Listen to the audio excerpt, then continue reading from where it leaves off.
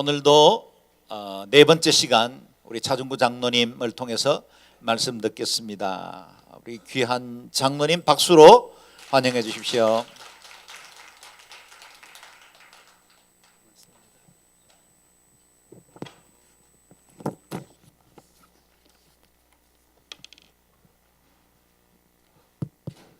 샬롬. 이제 잘 하시는군요. 반갑습니다. 오늘은 38년 된 중풍병자가 그가 겪었던 어떤 절망감과 그를 치료하시는 예수님에 대해서 오늘 이야기를 나누려고 합니다. 우리가 살다 보면은 인생에 있어서 절망감을 느낄 때가 어디 한두 번이 있겠습니까? 가정의 문제, 부부의 문제, 삶의 문제를 부딪히면서 절망할 수밖에 없었던 많은 경험들이 있을 겁니다. 근데 그런 경험들이, 절망하는 경험이 있었을 때 나는 믿는 사람으로서 어떻게 그 절망감을 극복했는가? 많은 사람들이 참으로 어려운 문제를 만났을 때 예수 믿는 분들이 특히 어떤 방식으로 해결되기를 원하냐면 성경에 나와 있는 하나님의 말씀과 믿음의 방법으로 해결되기를 다 원합니다. 그런데 그렇지 않은 곳에 가서 문제를 해결하고 할 때는 세상적인 방법으로 다 처방을 해줍니다. 그럴 때마다 뭔가 그 처방이 마음에 와 닿지를 않고 채워지지 않는 것을 많이 경험들을 합니다. 그래서 정말 하나님 말씀대로 살아보려고 애를 쓰면 쓸수록 삶에 어려운 문제가 생길 때마다 정말 하나님이라면 이 문제를 어떻게 푸실까 하는 궁금증을 갖고 믿음의 사람들을 찾아갑니다. 그게 육신의 병이든 마음의 병이든 때로는 삶의 어려운 문제든 그 문제를 정말 예수님의 뜻대로 풀어보려고 하는 게 정말 이렇게 믿음의 사람들의 모습인데, 세상에서 주는 그 해답과 성경이 주는 해답이 사실 상당히 많이 다릅니다. 세상적인 방법은 인간의 행복에 맞춰서 처방이 나가는데, 하나님이 주시는 방법은 궁극적으로는 인간의 행복을 주는 거지만 그 풀어가는 과정이 때로는 우리가 원하지 않는 그런 방법들이 꽤 많습니다.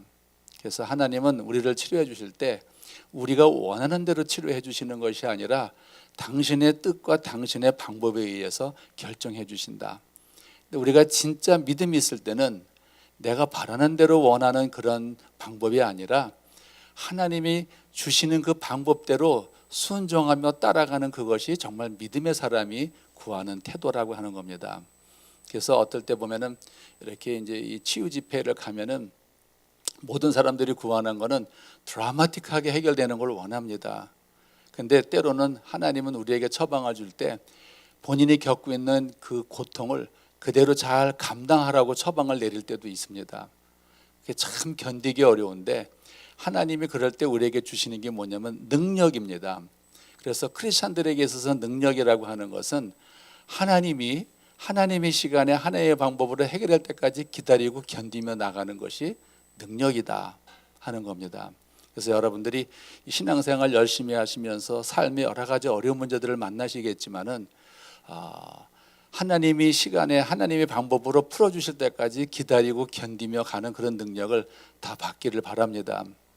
근데 그 능력은 내가 원한다고 되는 게 아니라 바로 성령 하나님이 그 능력을 주셔야 감당할 수 있다는 겁니다. 오늘 38년 된 그 중풍병자의 이야기를 통해서 우리가 진짜 하나님한테 치유를 받을 때 무엇이 치료가 되어야 되는지를 오늘 중풍병자의 이야기를 통해서 잘 알게 됩니다. 성경에 나와 있는 이런 사람들 중에서 치유가 됐지만 어떤 사람은 영과 육과 혼이 함께 다 치유가 된 사람이 있는가 하면은 예수님이 치료해 주셨음에도 불구하고 그가 온전하게 치유가 되지 않은 사람들의 이야기를 또 볼 수 있습니다. 오늘 중풍병자의 이야기가 그런 얘기입니다. 하나님이 분명히 이 중풍병자를 치료해 주셨음에도 불구하고 이 중풍병자는 그의 내면에까지 그 영적으로 치유가 되지 않은 그의 모습을 오늘 보게 됩니다. 어떤 사람이 사업부도로 인해서 이제 보상 문제가 생겼고 보상 문제 때문에 법적인 문제가 발생했는데 그 상대방이 엄청난 보상을 요구하기 때문에 굉장히 마음의 고통이 심했습니다. 그래서 인간적인 방법으로 여러 가지 방법을 찾아가면서 해결해 보려고 하는데 우리를 불안하게 하는 것은 뭐냐면 뭔가 될 듯 말 듯 될 듯 말 듯 할 때가 불안합니다. 아예 처음부터 안 되든지 되든지 해야 되는데 문제라는 게 항상 보면 날 듯 말 듯 날 듯 말 듯 이럴 때 사람 참 애매깁니다. 그래서 어떤 노력을 해도 상대방의 요구를 다 들어줄 수 없고 이제는 포기할 수밖에 없을 때 사람들은 말합니다. 법대로 해 하든지 아니면 모든 것을 하나님께 맡깁니다. 그 말을 할 때는 인간적인 어떤 노력으로서는 도무지 해결할 방법이 없다는 것을 이야기하는 겁니다. 근데 그렇게 완전한 절망 상태에 빠졌을 때, 다 포기했을 때 잠시 동안 편해지기는 합니다. 그러나 완전한 자유가 오지는 않습니다. 그래서 그 문제가 완전하게 끝날 때까지는 어쨌든 사람은 반복해서 고통을 받습니다. 그래서 이 불안에서 벗어나지 못하고 계속 눌려 잡혀 있는 것을 우리는 절망이라고 이야기합니다. 절망이라고 하는 것은 좀 주관적 절망 상태에 대한 감정적 반응인데 누구나 절망에 대한 정도가 좀 다릅니다. 그래서 누구나 인정하는 객관적인 절망이 아닌 본인만 느끼는 절망일 경우가 많습니다. 똑같은 어려움을 만나도 어떤 사람은 절망을 느끼고 어떤 사람은 전혀 절망을 안 느끼는 사람도 있습니다. 그래서 절망은 좀 주관적인 것이다 이렇게 이야기도 합니다. 실제로 객관적으로 느끼는 절망 상태가 아닌데도 즉 별것도 아닌 일에 아주 심하게 절망을 느끼는 사람도 있다는 얘기입니다. 그래서 절망감이란 그 개개인이 가지고 있는 능력에 따라서 내 힘으로는 더 이상 해결할 수 없기 때문에 이제 포기합니다라고 할 때가 그때가 절망감입니다. 그래서 절망감을 가진 사람들이 갖는 마음들은 어떤 마음일까? 성경을 보다 보니까 성경의 한 구석에 있는 어떤 한 여인의 이야기인데 이 여인이 겪고 있었던 상황이 참 절망스러운 상태입니다. 사울의 후처가 있었는데 아야의 딸 리스바라는 사람이 있었습니다. 그게 이제 사무엘하 21장 10절에 나오는데 그때 기브온에 기근이 들었고 또 기브온 사람들이 사울 왕가의 그 원한 때문에 그 원한을 복수하기 위해서 다윗 왕의 허락을 받아서 사울의 후처인 리스바의 두 아들 알모니아와 무비보셋을 목매달아 죽입니다. 그래서 그 죽고 나니까 그의 여호와의 딸 아야의 딸 리스바가 이제 사무엘 21장 10절에 보면 이렇게 이제 기록되어 있습니다. 리스바가 굵은 배를 가져다가 자기를 위하여 바위 위에 펴고 곡식 베기 시작할 때부터 하늘에서 비가 시체에 쏟아지기까지 그 시체에 낮에는 공중의 새가 앉지 못하게 하고 밤에는 들짐승들이 범하지 못하게 한지라. 이 구절을 보면서 이렇게 비통하고 절망적인 상태에 있는 한 어머니의 아픔이 있을 수 있을까 하는 생각을 해보게 됩니다. 즉 리스바가 이렇게 죽은 아들의 두 아들의 시신 앞에서 밤낮으로 거기에 앉아가지고 서서 그 밤에는 그 새들이 낮에는 공중의 새가 밤에는 들짐승들이 자기 죽은 아들의 시신을 범하지 못하도록 막고 있는 이 어머니의 심정이 어떠했을까? 그리고 그것은 뭐냐면 그 시체를 잘 보호함으로 인해서 그 적절하게 장례를 잘 치러줬으면 좋겠다는 어머니의 뜻도 있는 것이고 또 하나는 그 당시에 시체가 새들과 들짐승들에게 방치되는 것은 그들에게 커다란 수치고 그것이 또한 형벌이었기 때문에 그걸 어쨌든 자기 아들에게 막으려고 했던 겁니다.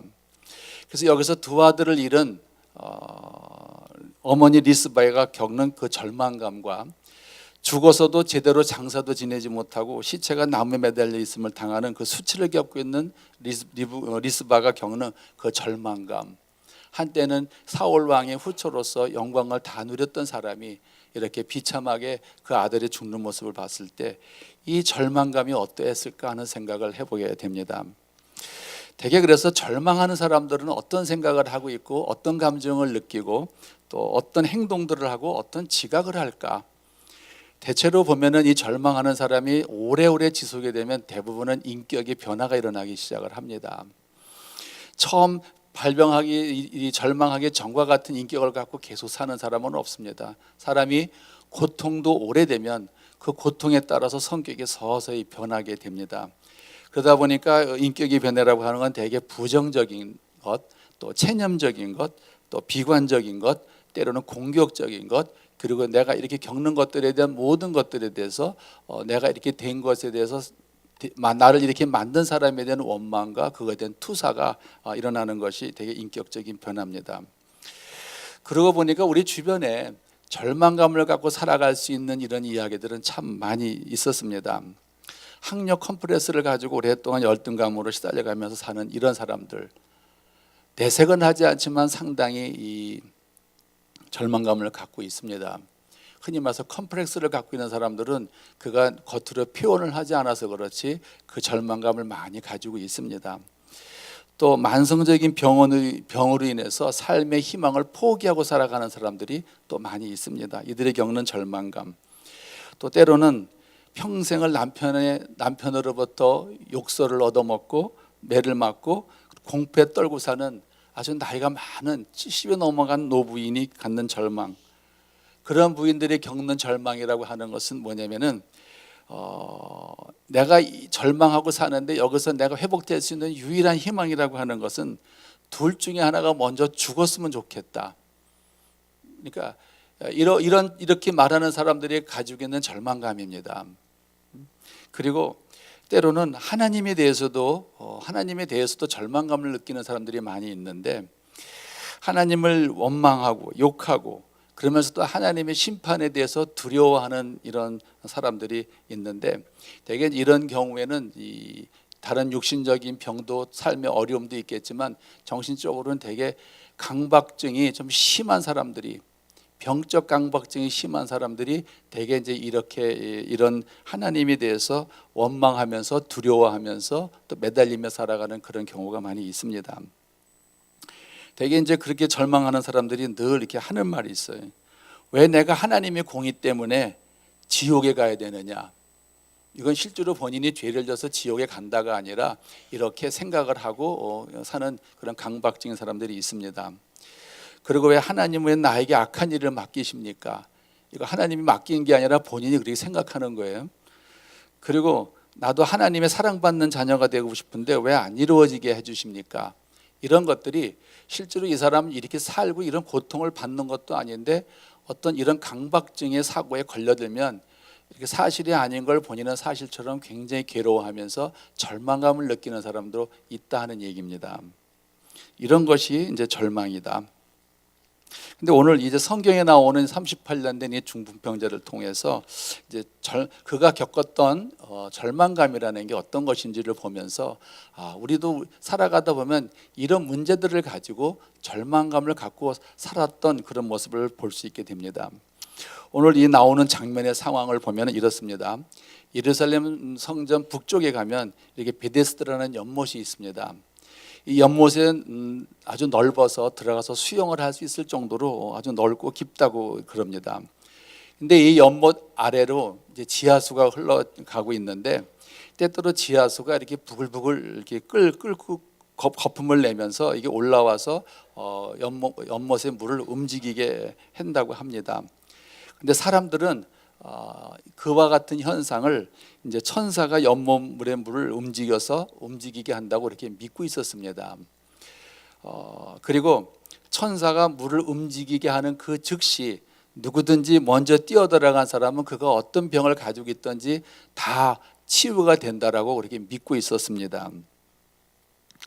그런데 그런 것들이 좀 미신이라 여겨질지 몰라도 그 당시 사람들은 그것을 믿고 있었다는 겁니다.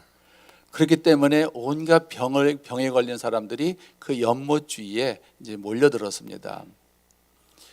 근데 예수님이 6월절에 이제 예루살렘으로 올라가셨습니다. 그리고 성전 근처에 있는 베데스다 연못으로 예수님이 가셨습니다. 가서 보니까 그곳에는 이제 많은 환자들이 이렇게 누워 있고 앉아 있고 하는 것을 보셨을 겁니다. 그래서 바로 이 연못 근처는 이 환자들이 누워 있는 여기는 질병으로 고통받는 마음으로 고통받는 사람들이 모여 있는 바로 그런 현장이었다는 겁니다.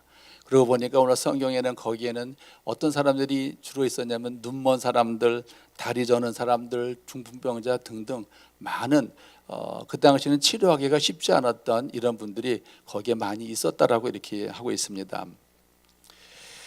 그런데 그 환자들이 누워 있는 이 베데스다 연못 주변에는 우리가 바로 그 자리에 있는 그런 사람이라고 우리를 말할 수 있을 겁니다. 고통으로 절망하면서 누워 있는 우리의 삶의 현장, 내가 내 삶의 고통, 우리 가정 문제, 가정 질병의 문제, 경제적인 문제들로 어려움을 처해 가지고 누군가의 도움이 필요한 사람으로 살아갈 때 나는 그 살아가는 그 현장이 나에게 있어서는 바로 베데스다 연못 같은 그런 곳이다 그 얘기입니다. 그러니까 바로 우리의 삶이라고 하는 것이 바로 우리가 베데스다 연못에 누워 있는 그런 사람들이라는 거죠. 근데 여기에 누워 있는 우리의 모습을 보면 우리는 때로는 영적인 소경이요, 영적인 절름발이요, 영적인 중풍병자로서 거기에 앉아 있다는 얘기입니다.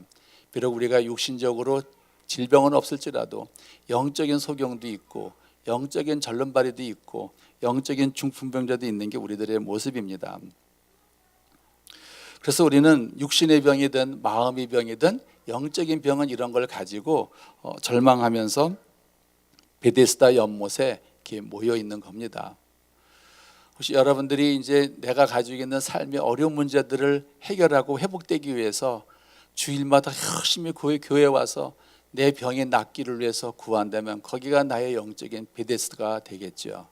그리고 저는 늘 이 예배 때마다 오늘 이 예배 시간에 예배 현장에서 하나님은 또 누구를 치료해 주실까?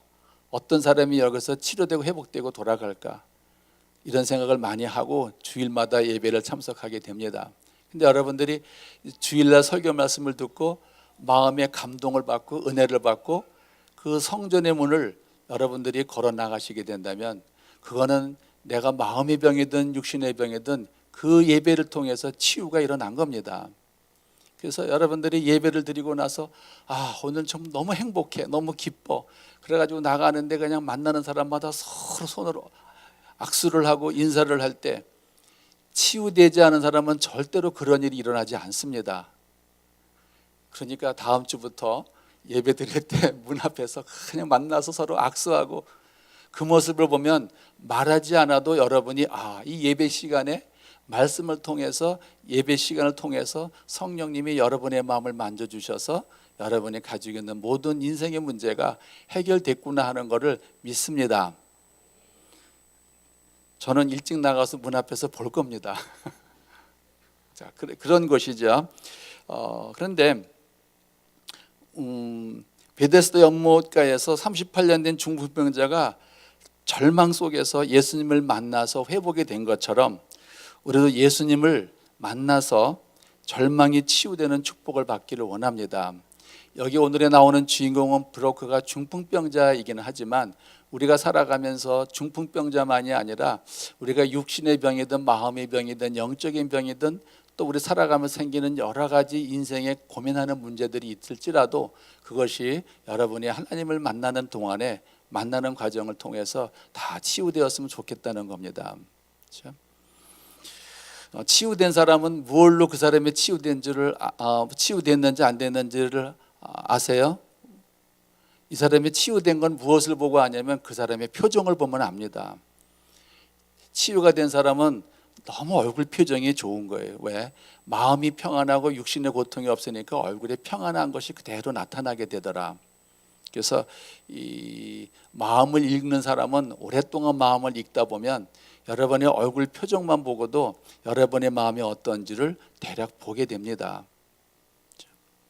자, 이 38년 된 사람이 어떤 사람이었는지에 대해서 오늘 먼저 보려고 합니다. 이 사람이 어떤 사람이었길래 이렇게 치료를 받게 되었나. 첫 번째로는 그가 38년 동안 병을 앓았다고 그랬는데 38년 동안 오랜 투병을 한 사람은 지칩니다. 일단은 지친 상태다. 그거는 만성질환자가 갖고 있는 오랫동안 고통받은 사람들은 다 정신적으로 다 지쳐 있는 것을 보게 됩니다. 그러면 38년 동안 병을 앓고 있었던 그가 겪는 마음의 고통이 과연 무엇이었을까? 그는 날이 갈수록 그 회복에 대한 희망을 포기하고 있었을 겁니다. 첫 해에는 희망을 갖고 치료에 임하지만 한 해, 두 해, 5년, 10년이 가도 나한테는 아무것도 달라질 것이 없고 변할 것이 없다면 그 사람이 치료를 받으면서도 무엇이 해결되기를 정말 바라겠느냐. 그런 걸 포기하는 것이 절망이죠. 그런데 만성적인 질환으로다가 고통을 받고 이렇게 시간을 보내다 보면 그 사람이 그냥 그걸 받아들이면서 마음이 평강을 누리는 게 아니라 대개는 그런 속에서 절망을 느끼고 또 분노가 그 속에 생기게 됩니다. 자기를 향한 분노든 내 주변에 있는 사람에 대한 분노든.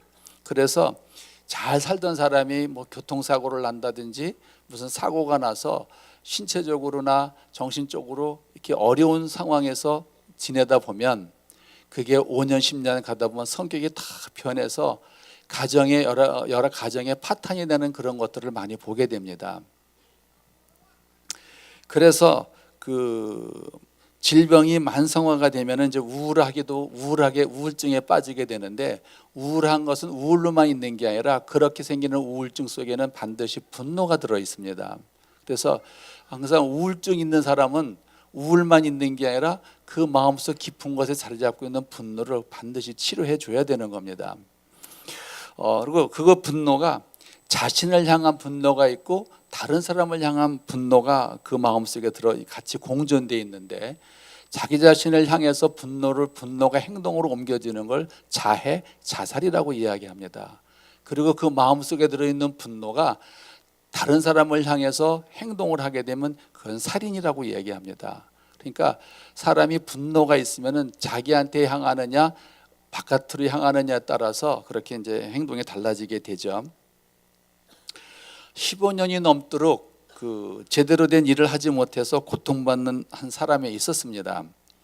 그는 항상 우울했고 불안했고 때로는 감정 조절이 안 되기 때문에 항상 내가 언젠간 죽어야겠다라고 하는 자살 욕구가 마음속에 갖고 살았습니다. 그런 마음을 갖고 사니까 사는 게 하나 재미도 없고 힘들기만 합니다. 그 사람이 그래도 기도줄은 놓을 수가 없어서 기도를 하면서 매달립니다. 하나님, 저 좀 도와주세요. 그렇게 기도를 열심히 합니다. 근데 그 사람이 하는 기도의 내용은 바람은 뭐냐면 내가 지금 현재 겪고 있는 이 고통에서 빨리 벗어나게 해주세요. 그 기도를 계속 합니다.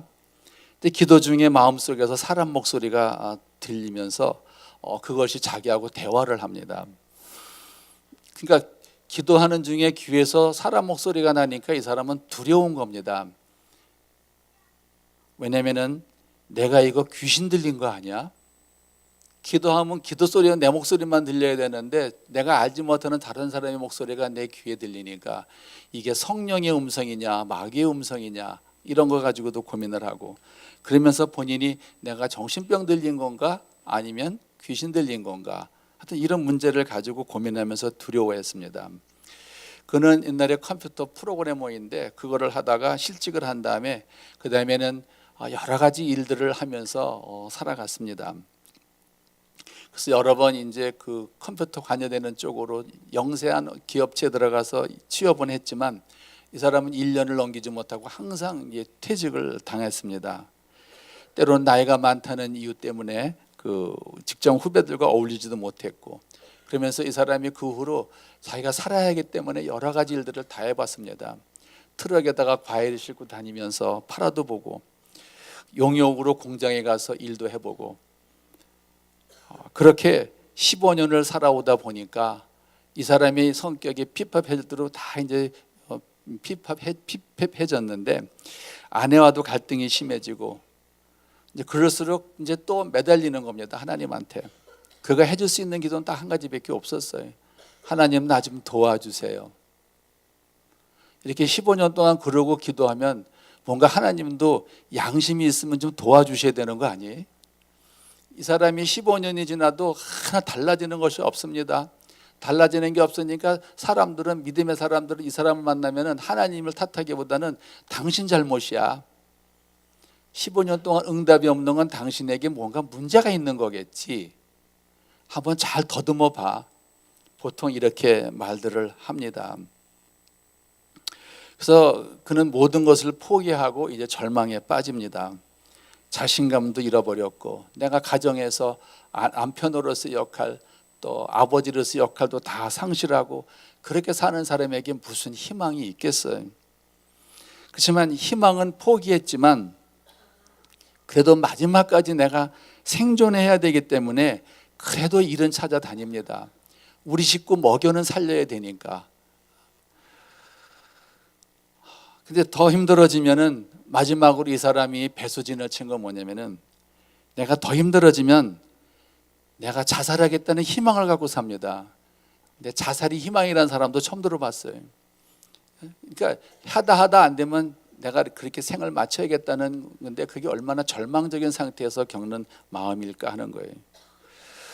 그러다가 시간이 지나도 15년이 지나도 아무런 하나님의 응답이 없다고 그럴 때 그 다음에 들어오는 생각이 뭐냐면 신앙적 영적 자학증이 보통 들어옵니다. 그때 이게 들어온 게 뭐냐면, 나는 하나님의 저주를 받았구나. 15년 동안 아무 응답 없는데 어떻게 내가 하나님의 저주를 안 받았단 말이냐 하고 자책을 합니다. 그러면서 나의 인생이 어디서부터 이렇게 비틀어졌는지 한탄하면서 몸부림칩니다. 그리고 절규하는 거죠. 15년 동안 내가 그토록 하나님을 믿고 견디고 왔는데, 그러면서 그가 깊은 한숨을 쉬면서 하는 그의 고백은 뭐냐면, 이젠 신앙도 아무런 도움이 되지 않습니다. 하나님도 나에게 아무런 도움이 되지 않습니다. 이제 하나님이 나와 철저하게 무관한 것을 알았습니다. 이게 15년 동안 하나님한테 나 좀 도와달라고 절규하면서 부르짖었지만 하나도 달라진 것이 없는 사람이 이게 15년이 지나니까 영적 자학증에 의해서 하나님 앞에 이렇게 관계가 점점 끊어져 가는 그런 모습을 보게 됩니다. 하나님에게 분노하고, 하나님이 섭섭하고, 하나님을 원망하고 이제 하루하루를 살아갑니다. 이렇게 절규하는 그의 마음은 절망이에요, 절망. 그래서 또 다르게 만성 질환을 오랫동안 만성으로 이렇게 질병을 앓고 있는 사람의 특징은 뭐냐면 대개 성격이 비틀어진다는 겁니다. 오랜 알코올 중독자를 생각해 보세요. 알코올 중독으로 살아가는 사람이 그 중독이 그렇게 쉽게 해결되나요? 알코올 중독자들을 수용하는 시설에 갔다가 입원을 시켜도 나오는 날 기념으로 마시는 게 알코올 중독이에요. 그렇게 알코올 중독이라는 건, 다시 말하면 중독이라고 하는 건 그렇게 끊어지는 게 아니다. 알코올 중독, 컴퓨터 중독, 노름 중독, 바람 중독, 이거 그렇게 잘 안 끊어져요. 왜냐하면 중독되는 그곳에서는 내가 세상에서 구할 수 없는, 여기서만 구할 수 있는 유일한 즐거움이 그 속에 있으니까. 그래서 그런 중독된 거를 끊으려면 그 중독된 것에서 주는 즐거움보다도 더 즐거운 거를 줘야 돼. 근데 그런 사람한테 예수를 믿으십시오. 예수를 믿으시면 술이 끊어집니다라고 할 게 아니라 예수님을 믿으면 즐거워집니다. 마약보다도 더 즐겁습니다. 그렇죠? 술보다도 더 즐겁습니다. 그러니까 이 사람은 지금 마음이 장애를 일으켰기 때문에 즐거움과 쾌락을 추구하는 것에 의해서 중독이 됐기 때문에 그 중독에 버금할 수 있는 것을 줘야만 된다. 그런데 이 만성 알코올 중독자 문제 같은 경우는 사실은 문제는 술이 아니라 술에 의존하며 살 수밖에 없는 그의 성격과 그의 절망적 환경이 문제가 되는 겁니다. 술 중독된 사람은 술 끊는 곳에다 갖다 입원시켜봐야 아무 의미가 없어요. 거기서 진짜 이 사람이 술에 의존할 수밖에 없는 병들어버린 그 성격이 성격을 변화시켜 줘야 되고, 이 사람이 현실에 나와서 부딪히면서 절망할 수밖에 없는 이 환경을 변화시켜 줘야지만 이 사람이 살아나는 거다. 이 사람도 그런 경우죠. 그래서 오랫동안 고통을 받고 절망하며 살아가는 사람들에게 제일 먼저 해야 될 작업이 뭐냐면은 회복에 대한 희망을 갖게 하는 겁니다. 회복에 대한 희망. 왜냐하면 모든 고통 속에서, 절망 속에서 이 사람이 희망을 잃어버리면 회복할 가능성은 없습니다. 나는 회복할 가능성이 없고 이대로 살다가 죽을 거라고 생각하는 사람한테 무엇이 과연 회복될 거라고 기대를 하세요. 그러니까 현재는 절망이고 현재는 고통스러워도 내가 언젠간 좋아질 거라고 하는 그런 회복에 대한 기대가 있는 사람이 회복되는 겁니다. 그래서 절망하는 사람은 항상 부정적인 상황에서 현실을 판단하고, 그리고 저 끝에 내가 앞으로 갈 끄트머리에 불길한 끝을 바라보고 가기 때문에 더욱더 더 힘들어지게 되는 거죠. 이런 면에서 38년 된 이 중풍병자는, 그런 환자의 마음은 고통이 오래되어서 지쳐있는 상태였다. 그가 할 수 없어 그 베데스다 연못가에 안전은 있지만, 거기에 있지만은 그가 항상 체념적이잖아요. 38년 동안 그 단 한 번의 기회도 없었을까? 이 사람 한편 보면 참 불쌍한 사람이에요. 어떻게 38년 동안에 이렇게 한 번의 기회도 없었을까? 그리고 두 번째로 이 중풍병자에게서 볼 수 있는 특징이 뭐냐면, 그러면 절망 중에도 희망을 포기하지 않는 면을 보게 됩니다. 그걸 양면성이라고 그래요. 양면성. 비록 그는 회복의 소망을 갖고 있더라도 아주 소극적인 희망을 가지고 있고 그것마저 포기하지는 않고 있는 그 모습을 봅니다. 되게 치유에 대해서 양면성을 갖고 있는데, 38년 동안 그 회복되기 위해서 투병하면서도 나름대로 왜 노력을 안 해봤겠어요. 열심히 노력은 했겠지만 그 연못 속에 들어가지 못해서, 그러면서도 포기할 수도 없으면서도 포기할 수밖에 없는, 그러면서도 미련을 버리지 못하고 소극적으로 희망을 갖는 거예요. 38년 동안 그렇게 왔다 갔다 했었겠죠. 그러나 그가 가지고 있는 희망이라고 하는 것은 서서히 꺼져가는 촛불 같은 것이다. 이 서서히 꺼져가는 촛불 같은 희망이라고 하는 것은 곧 그것을 체념화라고 얘기합니다. 체념화.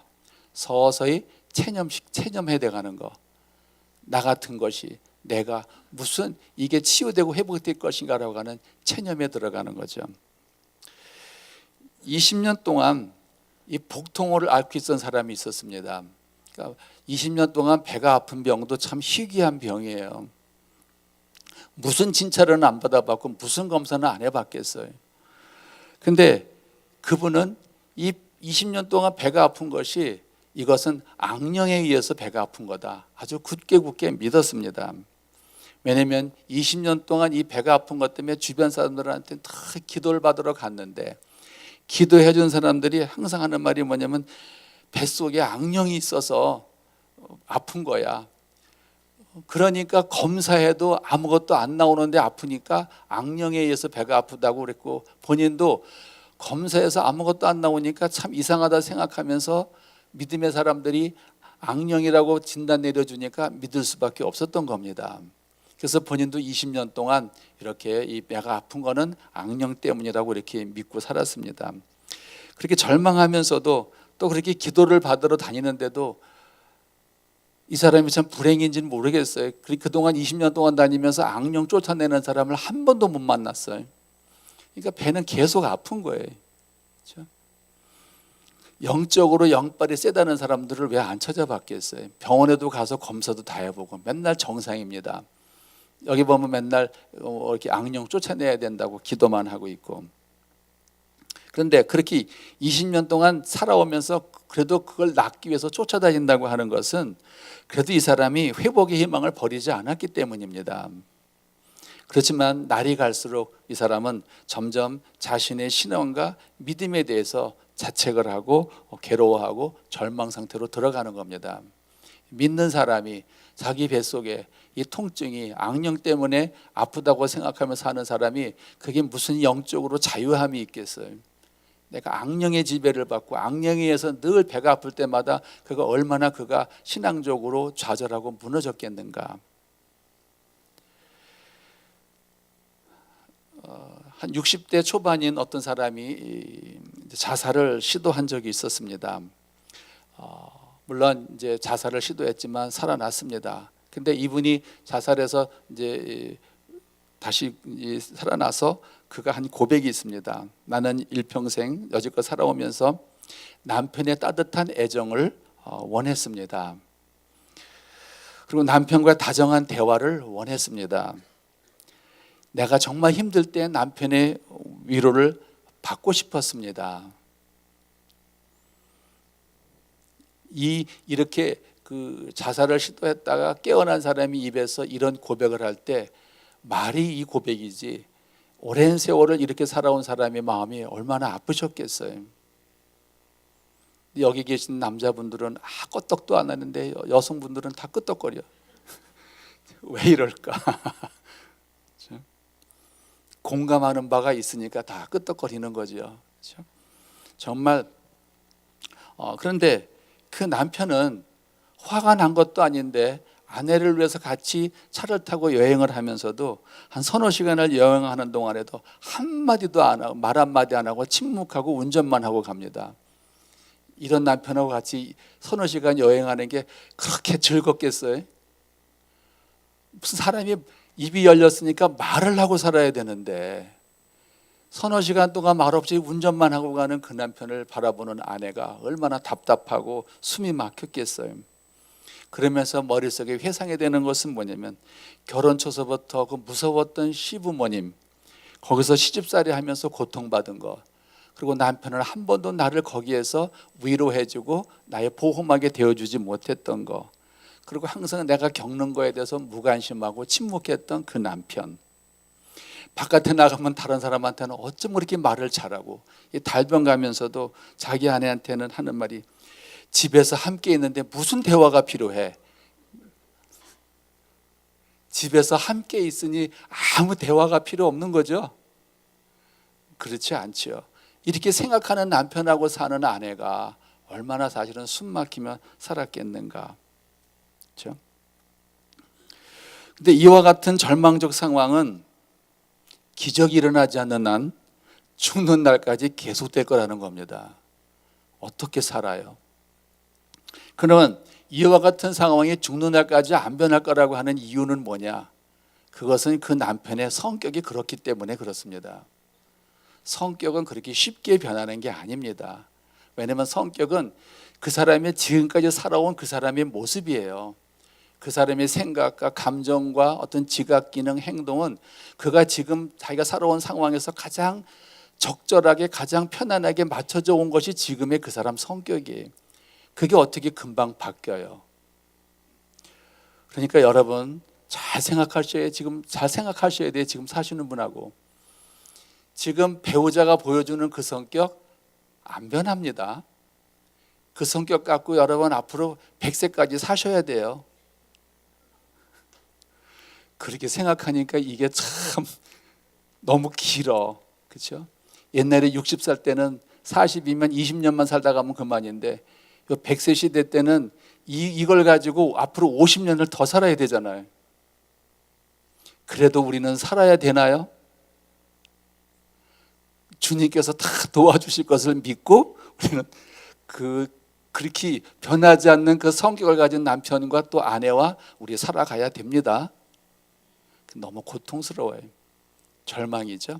여러분 하나님한테 이 남편 성격 바뀌게 해주세요. 기도해봐요. 바뀌나? 자, 그래도 그 부인은 한 가닥 희망을 갖고 계속 기도를 합니다. 하나님, 그래도 이 남편과 하나님의 짝져 주신 이 남편과 같이 잘 살 수 있게 도와주세요. 잘 살게 한다는 건 뭐냐면 남편한테 따뜻한 대화를 받고 싶고 내가 힘들 때는 위로받고 싶고 그렇죠? 따뜻한 말 한마디 자상하고 배려 싶은 이런 마음으로 나한테 그렇게 해주세요라고 하는 바람을 가지고 기도하며 사는 거예요. 그런데 중풍병자가 38년 동안 그 자리를 지키고 있었다는 것도 저는 대단하다고 봤습니다. 웬만하면 포기하고 그냥 있을 텐데도 그래도 낫고자 하는 희망을 가지고 38년 동안 그 자리를 지켰다는 게 이게 하나님의 축복받았던 비결이 아닐까 싶더라고요. 세 번째로 이 중풍병자가 보여줄 수 있는 특징은 뭐냐면 이 사람은 오직 질병에만 관심을 가졌던 사람이라는 겁니다. 38년 된 이 중풍병자는요, 자기를 고쳐준 분이 누구인지를 몰랐습니다. 눈을 멀쩡하게 뜨고 있으면서도 자기를 고쳐준 분이 모르고 있다는 거, 뭘 의미하겠어요? 그 이유는 이 사람이 오직 자기의 아픈 것만, 자기가 받는 고통에만 집착하고 살아가고 주변의 것을 보지 못했다는 겁니다. 예수님께서 그 사람에게 물었습니다. 내 병이 낫기를 원하느냐? 하는 그의 질문에 이 사람의 대답은 전혀 엉뚱한 대답을 합니다. 선생님, 물이 움직일 때 못에 들어가도록 나를 도와주는 사람이 없었습니다. 내가 가는 동안 다른 사람들이 나보다 먼저 물속에 들어갔습니다. 이 질문 자체와 답을 보면 동문서답입니다. 예수님은 내가 낫기를 원하느냐? 했는데 이분이 생각의 답은 뭐냐면 내가 이렇게 오랫동안 있었는데 다른 사람, 나를 도와주는 사람이 없어서 항상 나보다 다른 사람이 먼저 그 연못으로 들어갔습니다.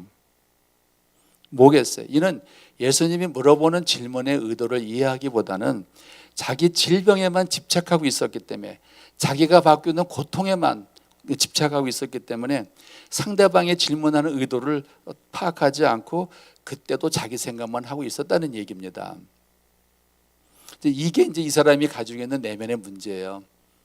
예수님의 질문을 이해하지 못하고 자기가 관심 갖고 집착하는 문제에 대해서만 대답한 이것이 이 사람의 정신적인 문제다. 그래서 38년 된 중풍병자에 대해서 이 사람은 자기 병에 대한 본질을 이해하지 못했다는 겁니다.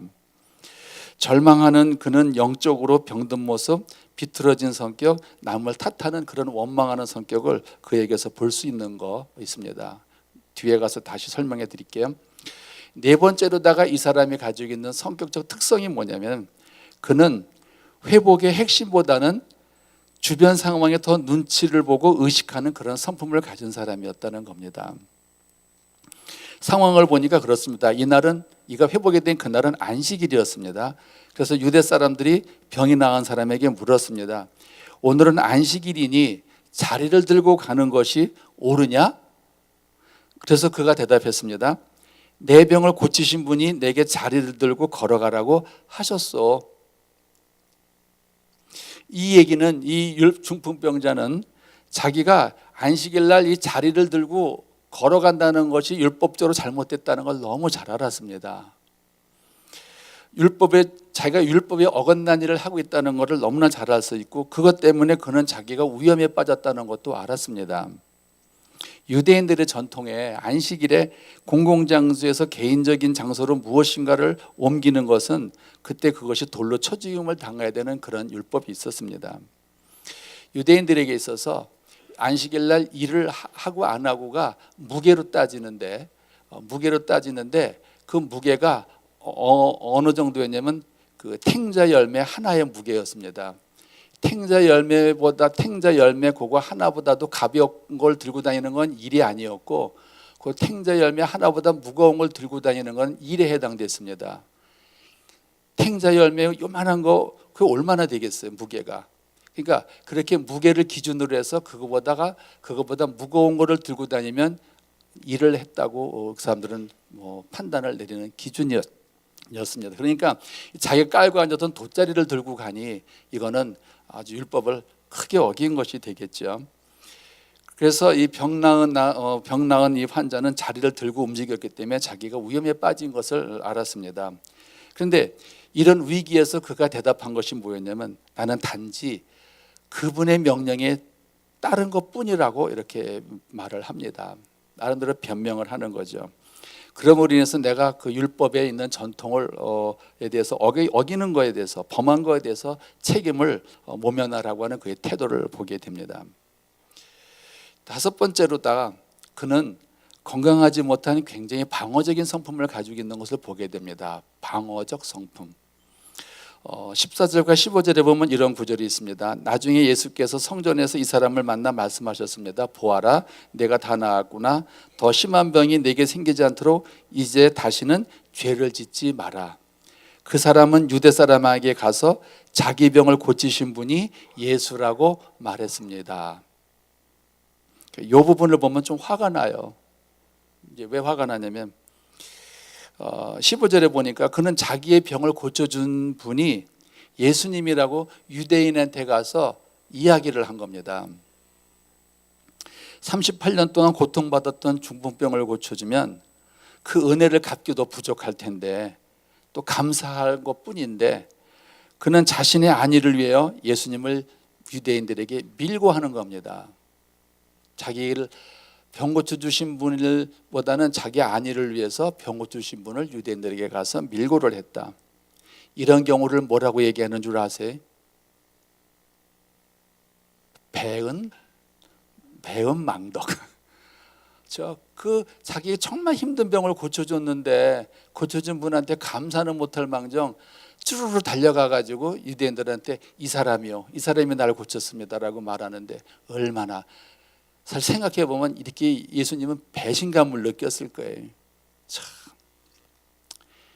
여러분들은 절대로 예수님한테 배은망덕하지 마십시오. 우리가 신앙생활하면서 받은 은혜를 그대로 드려야죠. 이 얘기는 뭐냐면 이 중풍병자는 육신적으로 병은 고쳐졌는지 모르지만 내면은 아직도 병들어 있다라는 걸 의미합니다. 즉 그의 내면은 아직 완전히 치유된 것이 아니었다라고 하는 것을 의미합니다. 그리고 그는 예수님을 만나고도 그의 정신적인 상태, 그의 내면 상태, 영적인 상태는 변하지 않은 것들이 두 군데서 나오는데 뭐라고 얘기를 하냐면은 선생님, 물이 움직일 때 못에 들어가도록 나를 도와주는 사람이 없습니다. 내가 가는 동안에 다른 사람들이 나보다 먼저 물속에 들어갔습니다. 또 하나는 여기서 내 병을 고치신 분이 내게 자리를 들고 걸어가라고 하였습니다. 이게 어떤 마음에서부터 나오는 거냐면요, 전부 다 일어나는 주체는 이 사람에게서 일어난 겁니다. 근데 자기한테 일어난 이런 것들을 내가 잘못해서 이렇게 나 때문에 내가 잘못해서 일어난 거라고 말하기에는 자기가 너무 감당하기 힘든 수치심과 또 분노와 창피함을 느끼게 되니까 이거를 전부 다른 사람에게 탓을 돌려버리는 겁니다. 그걸 투사라고 그래요. 투사. 자기의 잘못을 다른 사람에 의해서 생긴 것처럼 말하는 것을 투사라고 그런다. 그 투사라고 하는 마음은 우리가 살아가면서 제일 나쁜 마음이에요. 뭐든지 잘못되면 다 누구 때문에. 내가 학교에서 공부를 하는데 성적이 안 나온 것도 공부하는 자기 잘못이지. 그게 왜 교수가 나를 미워해서 점수 안 준 거예요? 이렇게 교수님이 나를 미워해서. 이렇게 말하는 이 투사하는 그 모습을 보면서 이 사람은 자기의 안위를 위해서 상당히 방어적인 성품을 가지고 있는 사람이다라고 하는 거예요. 이럴 때 어떤 그런 상태에서 그 사람이 가지고 있는 절망적인 이런 감정을 보는데 그의 마음속에서 발견될 수 있는 것들은 뭐냐면 분노도 발견할 수 있고 때로는 원망함도 발견할 수 있고 그리고 자책과 자기 포기 같은 이런 마음도 이 38년 된 중풍병자의 마음속에서 읽을 수가 있습니다. 그래서 우리는 진정한 회복이라고 하는 것은 상황만 좋아지는 게 아니라 진정 그의 내면까지 회복이 돼야지만 진정한 회복이 되는 것이다. 그러니까 이런 마음 상태를 가지고 있는 중풍병자한테 예수님이 이제 다가가십니다. 그래서 이제 예수님이 접근하는데 첫 번째로 예수님은 이 만성 중풍병자가 겪고 있는 아픔을 정말 불쌍히 여기는 마음을 가지고 그에게 다가가십니다. 예수님의 마음은 항상 환자들이 고통받는 것에 대해서 불쌍히 여기는 마음을 가지고 있다. 안타까운 마음을 가지고 있다. 연민하는 마음을 가지고 있다. 그래서 그 환자는 그 사람이 예수님을 믿는 사람이든 믿지 않는 사람이든 상관없이 병든 자에 대해서 정말로 불쌍한 마음을 갖고 계시다는 겁니다. 이것은 뭐냐면 고통받는 사람에 대해서 또 환자가 겪는 아픔에 대해서 공감하고 있다는 얘기입니다. 공감. 너의 아픔이 내 아픔이야. 그렇죠? 우리가 동정심은 동정심하고 공감하고는 다른 것이, 동정심은 저 사람이 저렇게 아파서 참 안 됐다, 그런데 나는 저렇게 아프지 않아서 참 다행이다, 이렇게 생각하는 건 동정심이에요. 근데 저 사람이 저렇게 아프니까 나도 너무너무 마음이 아파, 이게 공감이에요. 그러니까 우리는 동정심이 필요한 게 아니라 정말 고통받고 힘든 사람한테는 공감이라는 것이 필요한 겁니다. 근데 예수님은 항상 이렇게 아픈 분한테 다가갈 때 동정심으로 다가간 것이 아니라 공감하는 마음을 가지고 가셨다는 거예요. 너가 겪고 있는 그 고통, 아픔은 정말 그 내 아픔처럼 아프고 힘들다고 하는 그 마음을 보여주는 거죠. 근데 그런 반면에 우리들의 모습을 보면 우리는 주변 사람의 아픔과 고통에 대해서 그렇게 공감을 많이 하지 않습니다. 마음에서부터 올라오는 공감이 아니라 입에서만 하는 공감을 너무 잘해요. 우리는 마음에, 우리가 만약에 우리 주변에 아픈 사람들에 대해서 정말 공감하는 그런 마음이 가지고 있다면 우리가 적어도 인터넷에서 악플이라고 하는 댓글을 달지 않습니다. 인터넷에서 댓글이라고 쓰는 악플 달린 거 보면은요, 이 악플을 다는 이 사람들의 마음 속에서는 공감력이라고 하는 건 전혀 발견할 수 없어요. 그래서 그 악플을 쓰는 사람들은요, 악플을 다는 사람들은 그 내면 속에 보면은 되게 분노와 복수심이 많이 들어있는 것을 봅니다. 댓글 다는 거 볼 때 이렇게 끔찍한 용어를 쓰고 끔찍하게 상대방을 비난하는 것을 보면서 이 사람이 정말 평화스러운 마음, 행복한 마음을 가지고 있는 사람이란 마음 안 들어요. 그렇죠? 근데 그와 같은 악플 다는 거에 대해서도 동조하는 사람도 똑같은 사람이에요. 그래서 악플을 그 실명제로 하니까 악플이 조금 줄어들긴 해도 또 그걸 다는 게 또 용감한 것이라고 해서 또 자기 이름이 실명이 나와도 또 그렇게 악플을 달더라고요. 그러니까 우리가 이 악플 다는 걸 보면은 그 악플을 다는 사람은 상대방에 대한 되게 증오와 미움과 분노가 있다는 것을 보여주는 겁니다. 그래서 이렇게 보면서 우리 사회가 너무나 그 양분화되어 있고 갈라져 있고 분열되어 있는 이런 모습, 그리고 극과 극에 치닫는 이런 마음들의 모습을 보는 거예요. 이런 사람들을 하나로 묶고 하나가 되게 하는 게 그게 그렇게 쉬운가요? 한 번 돌아선 마음인데 다시 또 돌아서서 그 사람을 품는다는 게 이게 참으로 어려운 일이죠. 그래서 우리는 여기 많이 갈라져 있는 어떤 부부의 모습, 형제들이 갈라져 있는 모습 하나 되게 해달라고 기도하지만 이 하나가 되게 하는 것이 정말 어렵다는 것은 압니다. 그런데 하나가 되는 것은 결국 나를 포기하지 않으면 절대로 하나가 될 수 없다는 거예요. 상대방을 나에게 굴복시키려고 하는데 어떻게 하나가 되겠어요? 그래서 우리가 하나님 안에서 하나가 된다는 건 내 걸 다 포기하고 내려놓을 때만 가능한 거예요. 우리가 부부 문제를 이렇게 많이 만나면서 상담을 해도요, 서로 자기는 상대방은 가해자고 나는 피해자라는 입장에서 이야기를 하면 이건 절대로 하나가 되지 못합니다. 나도 잘한 게 없어, 나도 잘한 게 없어라고 자기를 포기하고 내려놓을 때만이 그 집에 진정한 하나됨이 들어온다는 겁니다. 그런데 이런 마음을 가지고 우리도 고통받는 사람한테 중요한 건 뭐냐면 불쌍히 여기는 마음을 가지고 다가가야 된다는 거 보시고, 두 번째로다가 예수님이 접근하시는 방식을 보면 예수님은 절망 중에 있는 환자에게 절망 중에 있는 고통받는 사람에게 희망을 갖게 해주신다는 겁니다. 예수님은 희망을 갖게 해주셔요. 누구도 그를 도와주지 않는데 예수님은 그에게 관심을 갖고 가셔서 절망하는 그에게 희망을 갖도록 관심을 불러일으킵니다. 네 병이 낫기를 원하느냐? 예수님이 그 사람에게 네 병이 낫기를 원하느냐라고 했을 때 그 말 속에는 무엇이 들어있었겠어요? 예수님이 쓸데없이 이거를 물어보셨겠어요? 내 병이 낫기를 원하느냐라고 물어볼 때 보통 한 세 가지의 의미를 우리가 생각해 볼 수 있습니다. 첫 번째, 예수님께서 이런 질문을 한 의도의 첫 번째는 치료에 대한 주의를 집중시키려고 하는 게 있었고, 두 번째로다가는 그 사람으로 하여금 낫고자 하는 어떤 그 의지를 자극하는 것하고 세 번째는 회복에 대한 소망을 유발하려고 하는 것이 예수님의 질문에 숨겨진 의도입니다. 그리고 이제 마지막으로는 또 뭐가 있냐면은 영적인 의도는 병든 자기 자신에 대해서 깨닫고 하나님과 관계를 성찰하게 해보려고 하는 게 예수님의 의도입니다. 이거를 전혀 이 중풍병자는 깨닫지 못했습니다. 예수님이 이 중풍병자에게 있어서 그 자신의 병든 자기 자신을 깨닫고 하나님과 관계를 성찰하면서 회복하게 하려고 하는 것은 맨 뒤에 예수님이 그의 그 어떤 마음을 가지고 그에게 접근했는지에 대한 것을 나중에 이야기를 하십니다.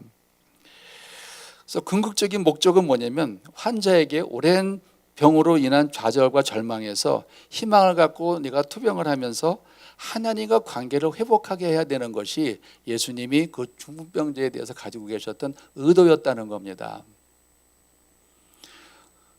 우리가 이런 면에서 보면 내가 살면서 많은 고통스러운 일도 겪고 어려운 일도 겪고 막 절망도 겪고 있는데 정말 우리가 겪고 있는 이런 절망과 고통 속에서 정말 낫고자 하는, 회복되고자 하는 그런 희망을 갖고 계십니까? 저는 이런 거를 권하고 싶어요. 현재는 아무것도 달라진 것도 없고 병이 회복된 것도 없고 고통에서 아직 끝난 것도 아니지만 적어도 지금의 내 마음 속에서 나는 언젠간 좋아질 거야, 언젠간 회복될 거야 하고 하는 이 희망을 가지고 있는 것, 이 희망을 갖고 있다면 현재는 내가 절망과 고통과 아픔 속에 머물러 있지만 언젠간 여기서부터 좋아지고 벗어난다는 겁니다. 우리가 꼭 회복되어지는 눈으로 보이는 회복되는 것만 구하는 것이 아니라 지금 고통 중에 있지만, 현재는 고통이 있지만 내 장차 미래에는 난 좋아질 거야, 좋아져 있어 하고 결과론적인 미래를 내다볼 수 있는 그런 마음이 필요하다. 왜 그런 마음을 갖게 되는 줄 아세요? 예수님이, 하나님이 우리에게 약속했기 때문에 그럽니다. 그게 때로는 큰 희망과 위로가 돼요. 약속했기 때문에. 성경 어디를 봐도 예수님이 우리에게 약속한 거는 안 지킨 것이 없더라고요. 단지 그때까지 시간이 걸릴 뿐이다. 그래서 우리는 예수님이 문제를 해결해 주시는 그 시간과 그 방법을 모르기 때문에 헤매고 있는 거지. 그러니까 우리에게 지금 필요한 것은 당장 아무것도 이루어지지 않고 있더라도 회복이 되는 그날까지, 주님이 약속하신 그날까지 기다려주고 견디는 것이 내가 바로 하나님으로부터 받는 능력이라는 겁니다. 우리가 기도할 때 하나님 이 고난과 고통에서 잘 견딜 수 있도록 능력 주세요, 힘 주세요 하는 말은 뭐겠어요? 하나님의 시간에 다 맡깁니다. 하나님의 방법에 다 맡깁니다. 그때까지 내가 좌절하거나 돌이키지 말고 끝까지 견딜 수 있도록 나를 붙잡아 주세요. 이게 능력이에요. 이루어지는 그날까지 견디는 거. 제가 하도 몸이 여기저기 많이 아파가지고 제가 그 능력이 좀 생겼어요. 여기 가도 아프고 저기 가도 아프고, 하여튼 제 병은 종합병원 상태인데 한 번 아플 때마다 이번에 또 무슨 교훈 주시려고 또 아픈 건가요? 그러면서 아플 때마다 그래, 이것이 언젠간 끝날 거야, 언젠간 끝날 거야. 근데 끝나는 그날 나에게 무슨 또 교훈을 주실 거야. 그렇게 해서 받은 교훈이 너무 많아요. 왜냐하면 병이 많을수록 은혜도 많더라. 그렇다고 여러분들이 막 병을 달라고 하지는 마세요. 병은 참 고통스러워요. 사실은 하나 병 끝나면 그 옆병 들어오고, 옆병 끝나면 그 겹병 들어오고. 하여튼 제가 얘기했죠. 저한테는 주치의가 지금 7명이라고. 그 주치의 7명한테 치료를 받고 있어요. 그래서 참 힘든데, 그럴 때마다 근데 항상 감사해. 저에게 주치의를 붙여주신 것도 감사하고, 그렇죠? 그때마다 견딜 수 있도록 힘주신 것도 감사하고. 그렇죠? 이런 사람은 천국 갈까요? 안 갈까요? 그러니까 우리가 힘들지만 그런 마음을 가지고 견디는데, 그때 견딜 수 있는 것은 바로 능력이라는 겁니다. 능력. 근데 그 능력은 내가 얻는 게 아니라 하나님한테 맡기는 거예요. 그때 성령님께서 저를 이렇게 감싸고 보호해 주시면서 가는 거죠. 그러니까 여러분들이 지금 힘들고 어려운 일이 있더라도 포기하지 말라는 얘기예요. 여러분이 적어도 믿으시는 그분은 여러분을 약속한 그 시간에 그 회복이라고 하는 그 땅까지 여러분을 모시고 갈 겁니다.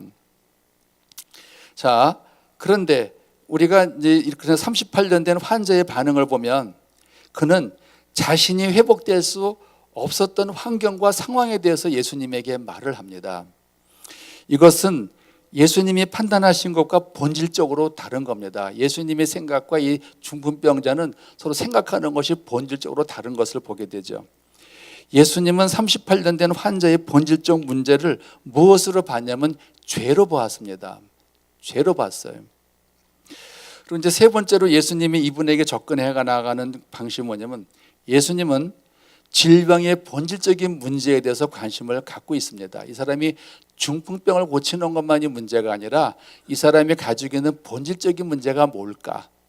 여러분들도 우리도 마찬가지입니다. 내가 몸이 아프다, 삶에 어려움이 있었다, 그런 문제를 해결해 달라고 그럴 때 그 문제만 해결해 달라고 하는 것이 아니라 이런 문제 속에서 내가 해결해야 할 본질적인 문제가 무엇입니까라고 계속 하나님에게 물어야 된다는 겁니다. 그것이 나의 죄 문제입니까? 또 다른 게 있습니까? 그렇죠? 그래서 예수님께서 이렇게 말하죠. 보아라, 내가 다 나았구나. 더 심한 병이 내가 생기지 않도록 이제 다시는 죄를 짓지 마라. 예수님께서 이 중풍병자한테 이런 말을 굳이 왜 하셨을까? 보아라, 내가 다 나았구나. 그러면 축하한다. 너 고생했지. 이러면 될 것을 더 심한 병이 내게 생기지 않도록 이제 다시는 죄를 짓지 마라, 이렇게 얘기를 합니다. 그러니까 예수님은 그 질병의 모든 원인을 죄의 문제로 본 겁니다.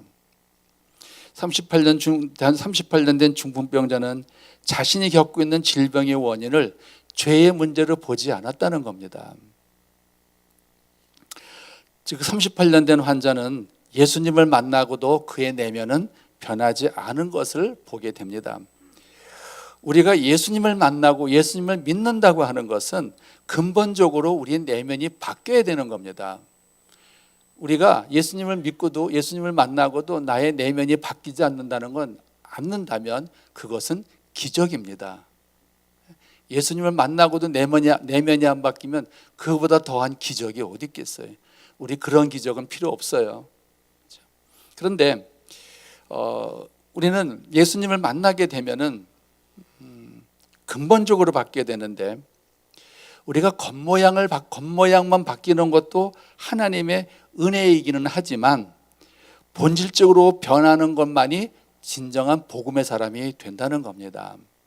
우리가 예수님을 안 믿다가 교회 나오는 것만으로도 겉모양은 변했어요. 이것도 하나님의 축복이긴 하지만 교회를 나오기는 하지만은 안 다닐 때랑 다닐 때랑 교회 다니는 거 외에는 아무것도 달라진 것이 없다면 그는 본질은 안 변한 거지요.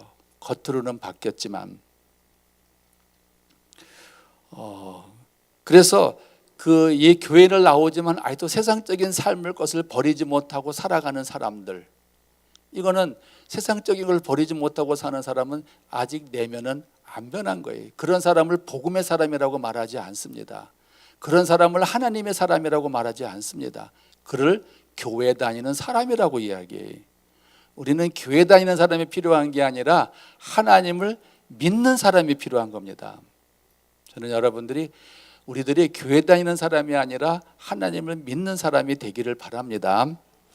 그래서 그 38년 된 그 환자는 예수님을 만나고도 변하지 않았는데 그는 38년 된 그 사람은 육신적으로는 고침을 받았지만 영으로는 아직도 죄인의 모습을 갖고 있는 거다라고 보는 겁니다. 여기에 비해서 여기 38년 된 중풍병자하고 비교되는 사람이 하나 나옵니다. 요한복음 9장에 보면은 그 실로암 연못에서 눈뜬 소경의 이야기가 나옵니다. 어쩌면 이렇게 실로암 연못에서 눈뜬 소경과 베데스다 연못에서 회복된 중풍병자하고 이렇게 내면이 서로 다르게 나타나는 사람이 있을까 하는 것을 보게 되는데, 요한복음 9장에는 실로암에서 눈뜬 소경의 이야기가 납니다. 예수님은 태어날 때부터 소경인 사람에게 진흙을 개어서 눈에 바르고 실로암 연못에 가서 물을 씻음으로 인해서 눈을 뜨게 했습니다. 그때 바리새인들이 묻습니다. 누가 너를 안식일에 눈을 뜨게 했느냐? 이렇게 물으니까 그 눈뜬 소경이 그 사람은 선지자입니다라고 대답을 합니다. 그의 부모들은 율법이 두려워서 그에게 직접 물어보라고 얘기합니다. 그러니까 눈뜬 소경은 다시 유대인들에게 말하기를 나는 그가 하는 예수님인데 그가 죄인인지 아닌지 나는 알지 못하지만 한 가지 내가 아는 것은 그가 내 소경의 문제를 해결해 주고 있고 그리고 내가 눈을 떠서 보고 있다는 사실입니다. 이렇게 눈뜬 소경은 증거를 합니다. 아마 베데스다 연못에 있는 안준병이는 자기 안위를 위해서 율법을 어겨진 거에 대해서 두려워서 그는 예수님이 고쳤다고 밀고 하는 사람인 반면에 이 소경은 당당하게 자기가 나를 고쳐준 분이 바로 예수님이라고 하는 것을 말하는 것을 보게 됩니다. 어쩌면 이렇게 똑같은 질병이 육신의 병이 고쳐졌음에도 불구하고 근본적으로 다를 수가 있을까? 그래서 실로암 연못에서 눈뜬 소경은 그 내면까지 영적으로 치유된 사람이라고 볼 수 있는 것이고 베데스다 연못에서 걷게 된 중풍병자는 육신적으로는 회복이 되었지만 영으로는 아직 회복되지 않은 거다 이렇게 해석을 합니다. 그래서 고린도후서 5장 17절에 보면은 그런즉 누구든지 그리스도 안에 있으면 새로운 피조물이라 이전 것은 지나갔으니 보라 새 것이 되었도다. 골로새서 3장 10절에 보면은 새 사람을 입었으니 이는 자기를 창조하신 자의 형상에 쫓아 지식에까지 새롭게 하심을 받은 자니라. 근데 고린도서 5장 17절에 보면은 그 이전 것은 지나갔으니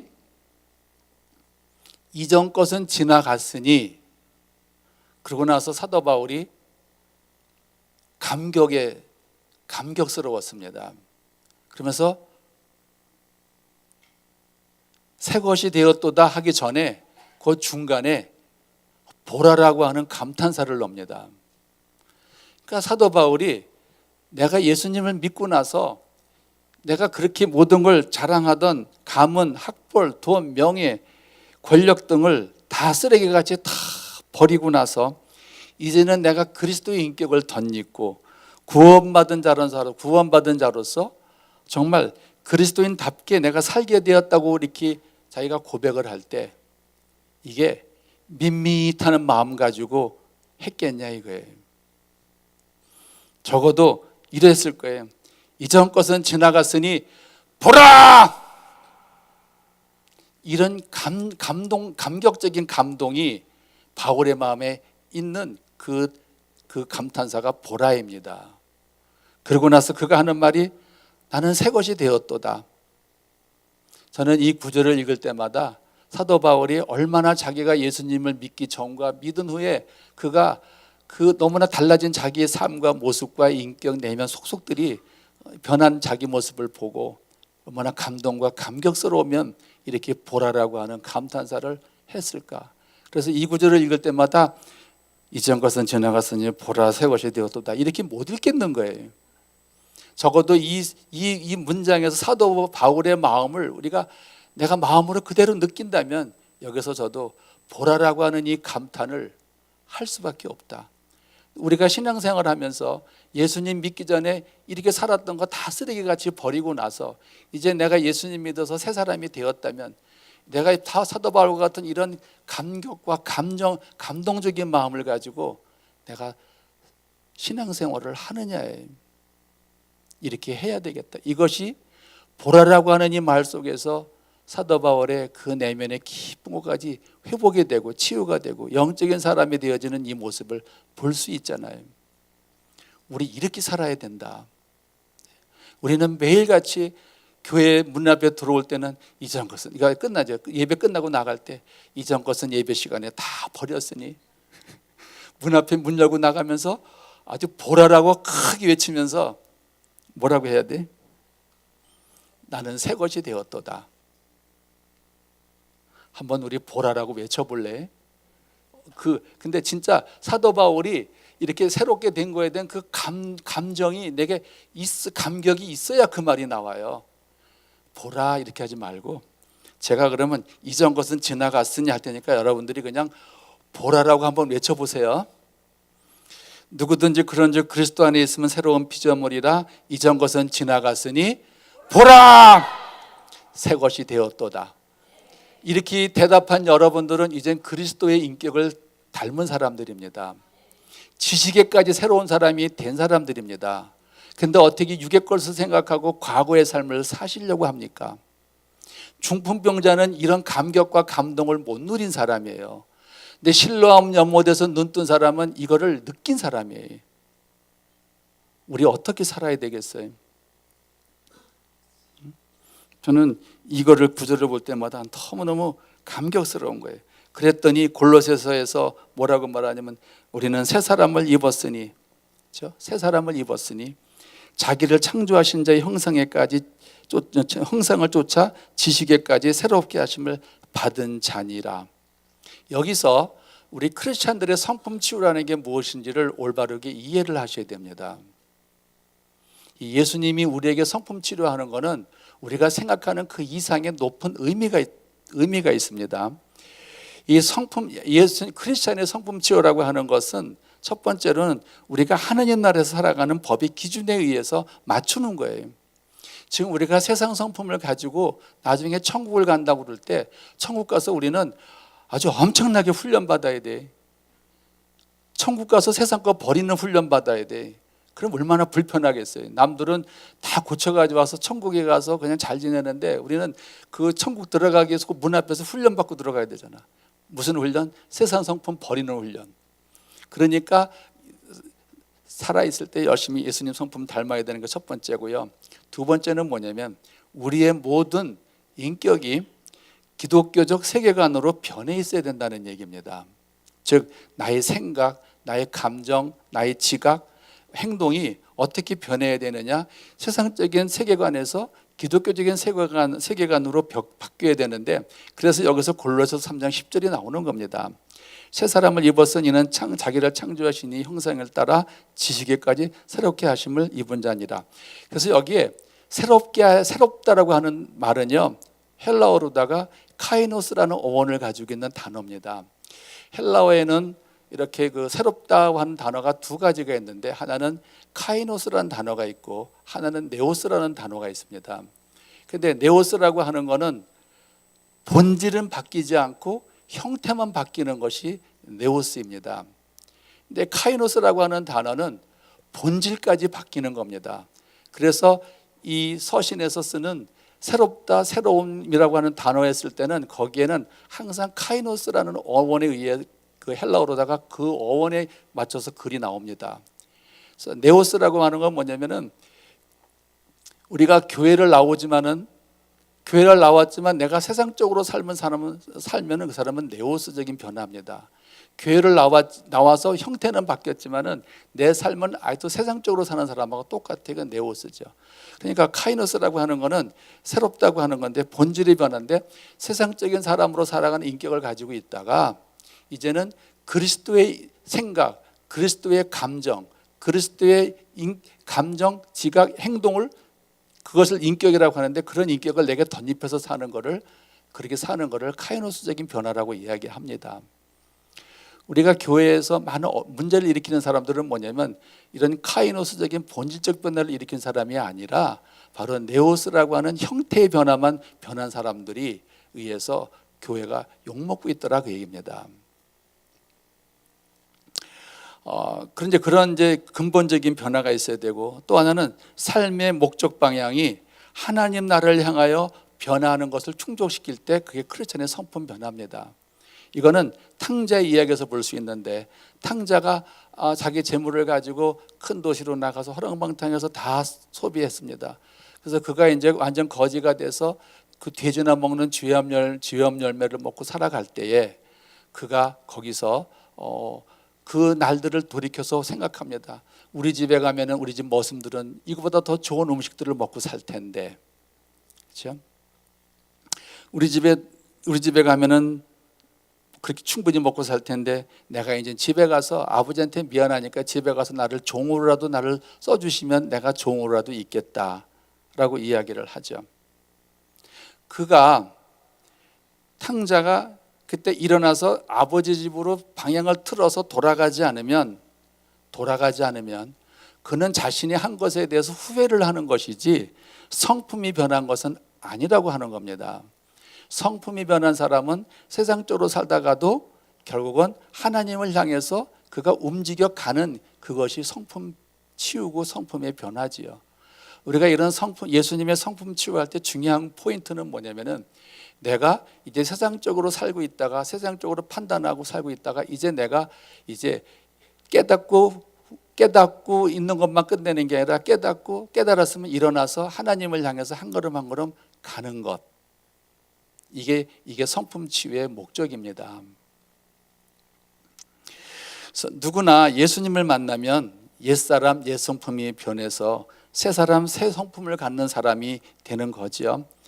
그러나 교회를 오래 다녀도 변하지 않는 그 옛 성품을 갖고 사는 사람들이 있습니다. 그런 사람들을 변화산 밑에서 살아가는 사람들이라고 이렇게 얘기합니다. 그들을 보통 38년 된 영적 안진뱅이, 영적 중풍병자라고 이야기를 합니다. 그러니까 예수님을 만나고도 그 새 인격으로 변하지를 않으니까 그 사람에게 있어서 이 보라라고 하는 이런 감격이 그 마음속에 없는 거예요. 예수님을 믿어도 항상 밋밋해. 그저 예배 드리고 가면 아이고 오늘도 천국 가는 티켓 하나 따놓은 것처럼 그런 마음으로, 아니면 교회 안 오면 하나님한테 혼날까 봐 그런 정도로 위로를 받고 가는 거 가지고는 안 된다 그 얘기죠. 그래서 예수님께서 38년 된 중풍병자에게 경고합니다. 보아라, 내가 다 나았구나. 더 심한 병이 내게 생기지 않도록 이제 다시는 죄를 짓지 마라. 죄를 짓는다는 건 뭐겠어요? 예수님과 하나님을 등지고 살지 마라. 하나님을 향해서 살아라. 38년 된 영적 장애를 가진 우리에게도 하나님이 경고하신다면, 보아라, 내가 나를 만났다. 그러나 너희 내면이 본질적으로 변하지 않으면 내게 더 심한 병이 생기겠구나. 이 병이라는 것은 그게 육신의 병만을 말하는 건 아니겠지요. 마음의 병, 영적인 병, 이런 것들을 다 의미할 겁니다. 그러니 너는 하나님과 관계를 회복하고 믿음대로 살며 죄를 짓지 마라. 우리는 육으로도 정신적으로도 회복이 되었지만 영으로도 회복이 되어야 한다는 겁니다. 영이 회복된 사람들은 서로 다투지 않습니다. 서로 보면 너무 반가워요. 기쁘고. 그렇죠? 저는 제가 제일 안타까운 것은 뭐냐면 같은 교회를 다니면서 같은 목사님의 설교를 들으면서 왜 이렇게 며느리와 시어머니가 다투어? 시어머니를 만나면 이렇게 말을 합니다. 내가 예수님만 아니었으면 저 며느리 내쫓았을 텐데. 그 며느리를 만납니다. 며느리 하는 말이, 내가 예수님만 안 믿었으면 저 시어머니 그냥 안 놔뒀을 텐데. 이런 말들을 실제로 합니다. 그러니까 권사 시어머니와 집사 며느리가 살면서 이러는 거예요. 왜? 같은 교회 같은 목사님 한 성령 안에서 신앙생활하면서 왜 이렇게 갈등을 풀지 못할까? 이 사람들은 교회를 나오지만은 근본적인 성품 변화가 일어나지 않았기 때문에 그런다는 거죠. 여러분들에게 오늘 이 말을 듣고 찔림이 있다면 그건 하나님의 큰 축복이라고 생각합니다. 그래서 교회에도 이제 우리가 절망감을 갖고 사는 사람들이 많이 있다는 겁니다. 교회는 다 절망이 극복된 사람들이 나오는 것이 아니라 절망감을 갖고 나오는 분들인데, 근데 절망감을 갖고 나오는 그 사람이 누군지는 모르겠는 거예요. 지금 내 옆에 있는 분이 절망 상태에 빠져 있는지도 모릅니다. 한번 보세요. 옆에 사람이 절망하고 있는지 아세요? 겉으로는 웃고 있지만 그 사람이 속으로 얼마나 절망하고 있는지 모르시잖아요.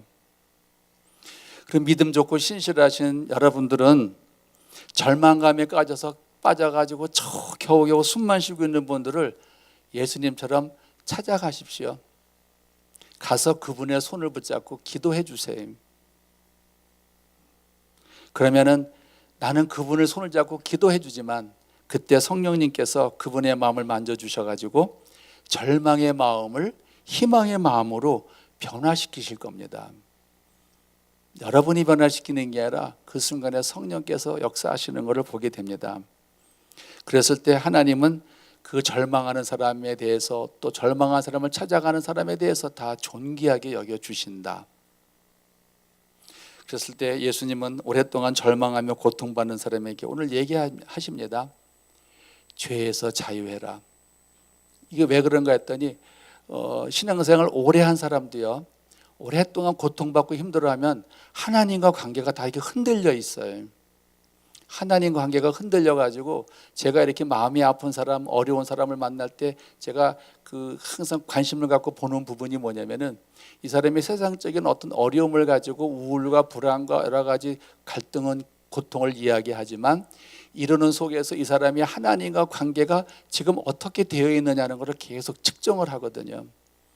이 사람이 이렇게 옛날에 좋았을 때는 어땠었고 지금은 왜 힘들고 이 사람이 영적으로 힘들어졌던 요인은 어디에서부터 어떤 요인이 이 사람을 힘들게 했는지를 계속 그 사람하고 상대방하고 이야기하면서 영적 상태를 계속 관찰을 합니다. 그래서 왜 그런 거 아니? 의학적으로 치료해 주는 것도 한계가 있다. 결국 이분을 하나님의 이 사람이 하나님은 이 사람을 계속 만지고 있지만 이 사람이 하나님의 손길을 거부하면 이건 안 되고, 특히 영적 자학증이나 영적인 우울증에 빠진 사람들은 하나님에 대해서 상당히 부정적이고 그러기 때문에 이런 거를 바꿔줘야지만 하나님의 말씀이 제대로 들어간다, 그 얘기예요.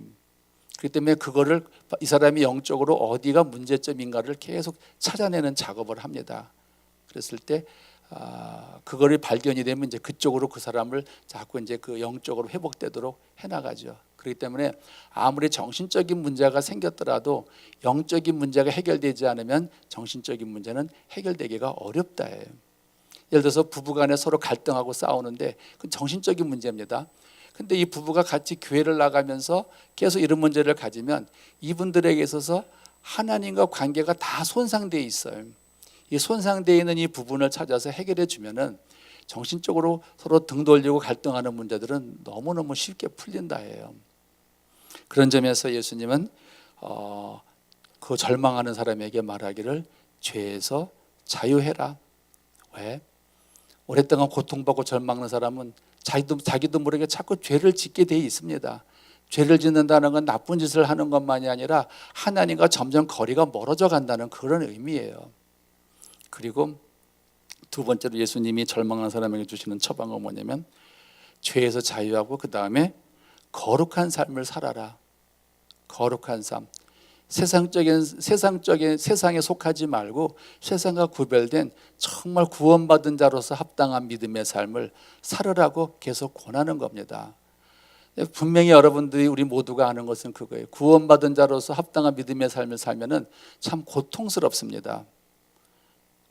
결코 편하지 않잖아요. 그 고통을 견뎌야 된다. 고통 없는 거룩한 삶은 없다. 왜? 세상 것을 포기하고 살려니까 너무 고통스럽습니다.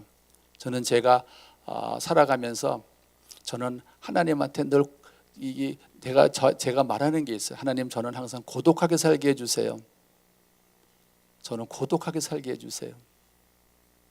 왜냐하면 제가 이렇게 한마음 치유 공동체라고 하는 한 정신질환 환자들과 가족들을 위한 모임을 갖고 있는데 거기서 항상 제가 이분들과 함께 그 마음이 아프고 고통받는 사람들과 함께 사역하면서 항상 제가 거기서 하는 얘기가 그 얘기예요. 저는 여기서 이 사람들을 이끌어갈 때 저는 고독한 사람들 되게 해주세요. 제가 고독하지 않으면 이 사람들이 죽습니다. 무슨 말인지 이해가 되세요? 잘 안 되세요? 제가 고독하다고 즐거움을 찾는 생활을 시작하면은 내가 이끌고 가야 될 그 사람들이 내 눈에 안 보입니다. 고독하기 때문에 나는 즐거움을 찾아가야 돼. 그러면 휴일날도 나는 즐거움을 찾기 위해서 내가 좋아하는 거 찾아가요. 또 사람들이 저를 만나서 막 인사하고 저를 만나서 이렇게 어울리면 그거 좋아요. 사람 만나서 어울리는데 어디 나쁠 것도 없잖아요. 근데 그런 것들이 내가 이렇게 신앙생활을 하는데 하나님 앞에 가는데 그게 걸림돌이 되어진다면 그거는 포기하고 차라리 혼자서 고독하며 살아가는 그것이 나는 좋겠다. 이렇게 신앙생활을 하면서 고독한 길을 가고 싶다고 얘기하신 분이 한경직 목사님입니다. 그는 고독한 길을 가고 목회자에게는 고독한 길이다. 그렇기 때문에 사람들하고 만나서 악수하고 즐기고 이거 가는 것이 아니라 내가 고독해야지만 내가 이끌고 가는 사람들이 하나님 앞에 바로 끌고 함께 갈 수 있다는 것. 그래서 그거는 고독한 길을 간다는 얘기는요, 세상 것을 포기했다는 얘기입니다. 그러고 사는 거예요. 근데 그렇게 살면서 그 끝은 뭔 줄 아세요? 사도 바울이 마지막에 한 말 있잖아요. 유언처럼 내는 거. 나는 달려가길 다 갔을 때 내가 선한 길을 달려왔고 내가 주실 그 의의 면류관, 승리의 면류관이 있을 거를 내가 믿는다.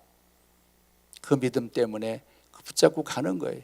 여러분들도 이렇게 가정에서 영적인 리더가 되실 때, 리더로 살아갈 때, 치유되고 회복된 영적인 리더로 살아갈 때 여러분들은 그런 리더로서의 아버지 리더, 어머니 리더로서 살아갈 때 때로는 그렇게 고독스럽고 힘든 거를 견디며 나갈 수 있어야 됩니다. 그게 다른 말로 말하면은 거룩한 삶을 세상과 구별된 삶을 살기 위해서 겪어야 될 고통과 고난을 겪으셔야 한다는 얘기입니다. 그거는 제가 오랫동안 신앙생활하면서 느낀 거는 그거는 피할 수 없는 길이다. 내가 진짜 영적인 리더가 되려면 이 고독한 길을 가야만 한다는 것. 여러분이 그런 마음을 가지고 사시면서 사실 때 예수님의 성품을 닮은 여러분의 삶이 될 거라고 믿습니다. 이상으로 강의를 잘 들어주셔서 고맙습니다. 강의 끝내겠습니다.